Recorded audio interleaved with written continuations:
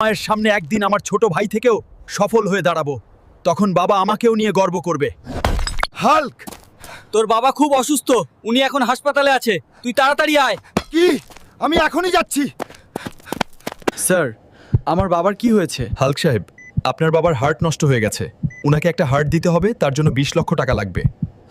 ভাই, বাবার হার্টের জন্য 20 লক্ষ টাকা লাগবে।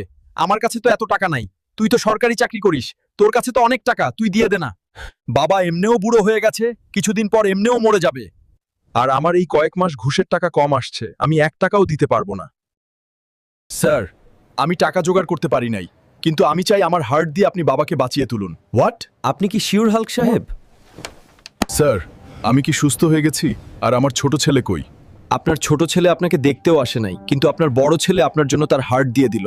ও আমার হাল্ক রে, আমার বুকে ফিরে আয়। আমাকে তুই মাফ করে দিস বাবা।